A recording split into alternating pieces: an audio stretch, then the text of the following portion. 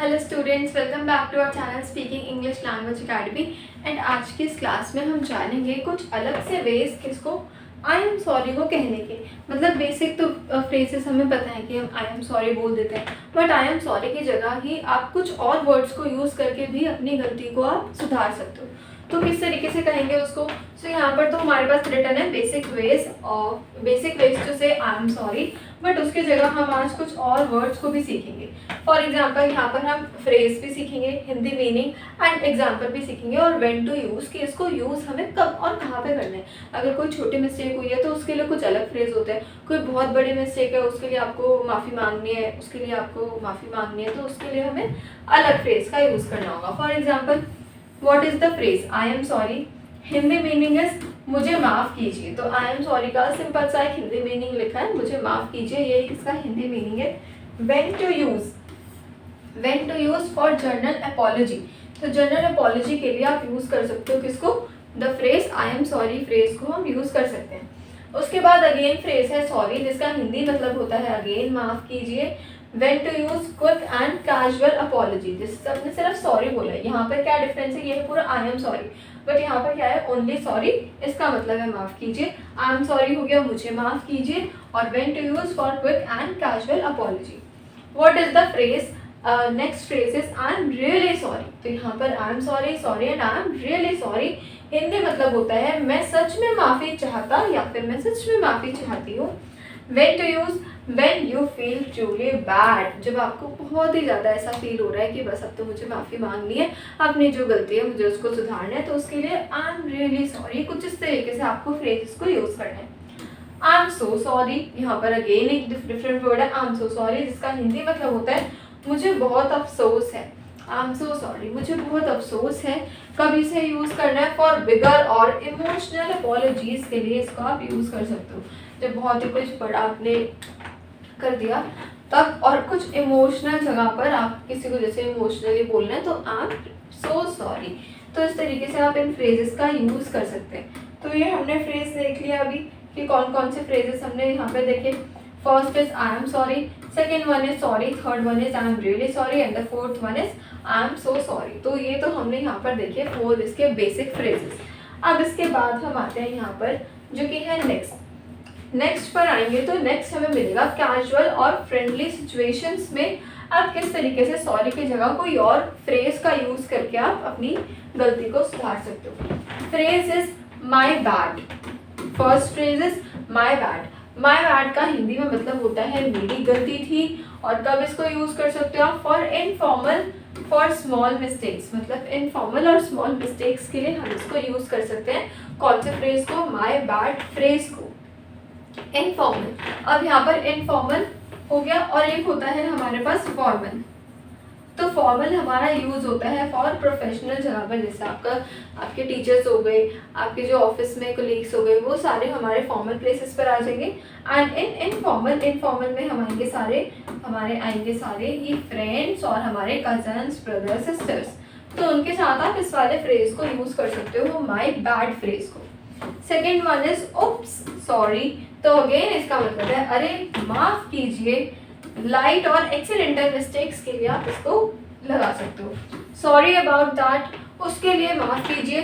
Small और common errors जब हो जाते हैं तो उसके लिए आप यहाँ पे इस फ्रेज को यूज कर सकते हो, sorry about that. Fourth, I didn't mean to, मेरा ऐसा मतलब नहीं था। तो जब आपको बोलना है कि मेरा कोई ऐसा इंटेंशन है, मेरा कोई ऐसा मतलब नहीं था, मेरा कोई ऐसा इरादा नहीं था, सो आई डिडंट मीन टू, मेरा ऐसा मतलब नहीं था। व्हेन इट वाज नॉट यूनिटेंशनली, जब आप अनइंटेंशनली यहाँ पर कुछ कर रहे हो, जब आपका कोई ऐसा हर्ट करने का किसी को इरादा नहीं है, तब उसको आप यूज़ कर सकते हो इस वाले फ्रेज को, आई डिडंट मीन टू।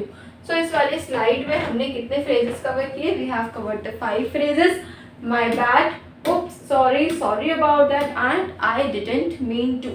तो ये हो गए हमारे यहाँ पर इस वाले स्लाइड के फ्रेजेस, जो कि हमारे कैजुअल और फ्रेंडली सिचुएशंस के अंदर हम इसको अच्छे से यूज कर सकते हैं। Next one is polite and formal apologies. Polite and formal apologies पर अगर हम आएंगे तो यहाँ पर क्या होता है? यहाँ पर हमारे पास लिखा है फॉर्मल, आई अपोलोजाइज, हिंदी में है मैं माफ़ी मांगता या फिर माफ़ी मांगती हूँ। When to use for formal or some such serious situation situations के अंदर इसको आप यूज़ कर सकते हो। आई अपोलोजाइज, अगर आपको सिंपल बोलना है कि मैं इसके लिए माफ़ी मांगता हूँ, सो आई अपोलोजाइज बोल सकते हो आप। आई ट्रूली अपोलोजाइज, मैं दिल से माफ़ी चाहता हूँ। तो जो थोड़ा सा और अपने सेंटेंसेस को हमें थोड़ा और अच्छे से बोलना है तो हम उसमें यूज़ कर सकते हैं I truly apologize. For very serious matter, जब बहुत ही ज़्यादा सीरियस मैटर है तो उसके लिए आप आई ट्रूली अपोलोजाइज का यूज़ कर सकते हैं। Please accept my apology is the third one. Please accept my apology, कृपया मेरी माफ़ी स्वीकार करें।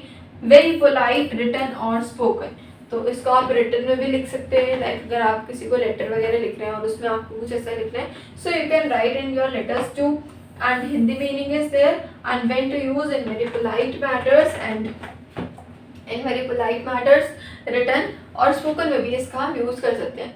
When you want to fix the things, जब आप चाहते हो कि सब कुछ सही हो जाए, जो सारे मैटर हैं वो सारे मैटर्स सही हो जाए सब, तो उसके लिए हमें यूज़ करना होता है कुछ इन वाले फ्रेजेस को।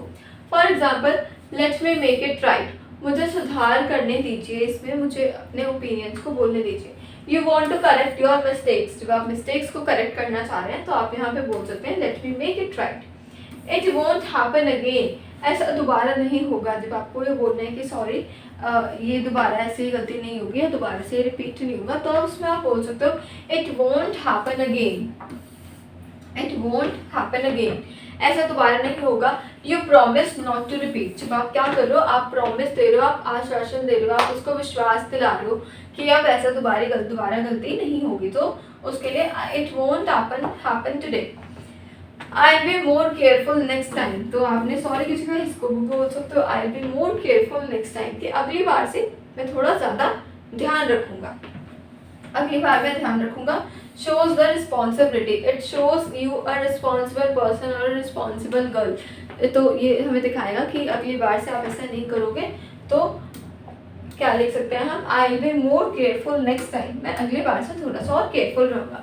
So when you fix the thing, जब आपको सारी ही चीज़ों को क्या करना है, फिक्स करना है, जब आप ऐसे सबको जब सब चीज़ें हमें एकदम से दोबारा से पहले जैसे करनी है, तो उसके लिए हम ये यूज़ कर सकते हैं। And last one is the combine the emotion, जैसे कि इमोशनल अपोलोजाइज पर आएंगे तो I feel bad about it, I didn't want to hurt you, मुझे इस पर बुरा लग रहा है, और I didn't want to hurt you, मेरा इरादा आपको दुखी करने का नहीं था, मेरा इरादा आपको दुखी करने का नहीं था। I didn't want to hurt you, didn't want to hurt you. अब यहाँ पे लिखा है didn't.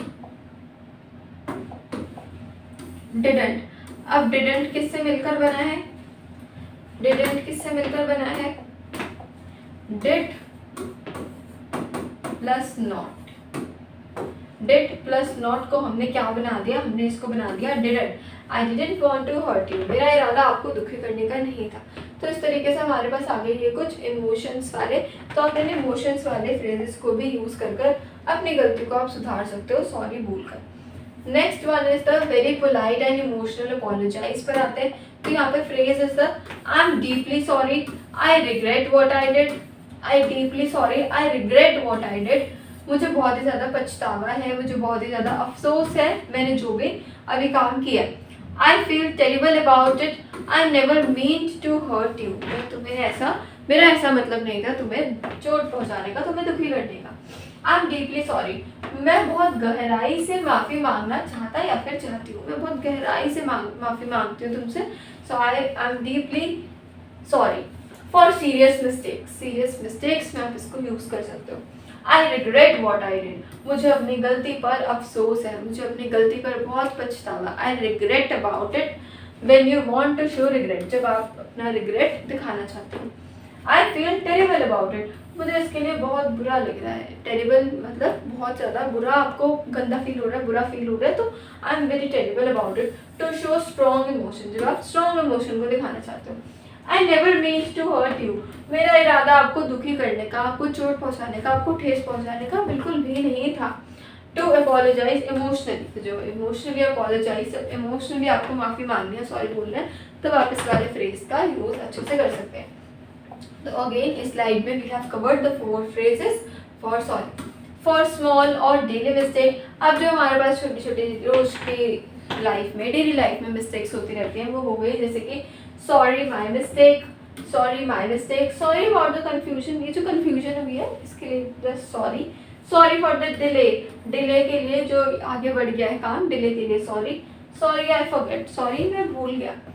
So first one is the sorry my mistake, माफ़ कीजिए मेरी गलती थी, गलत फहमी के लिए माफ़ कीजिए, अबाउट द कन्फ्यूजन गलत फहमी के लिए, देर के लिए माफ़ कीजिए मैं भूल गया, I forget. Small error in daily work, misunderstanding when you are late, forgetting something, कुछ अगर आप भूल गए तो sorry I forget, sorry I really forget this part. So इस तरीके से हम इसको यूज़ कर सकते हैं। So this is all about today's class, जिसमें हमने जाना कि आप सॉरी को ही किस तरीके से कहाँ पर कौन कौन से प्लेसेस में कुछ अलग और कुछ एडवांस फ्रेजेस के साथ आप यूज़ कर सकते हैं। For more such interesting videos, keep following Speaking English Language Academy. Thank you so much for watching.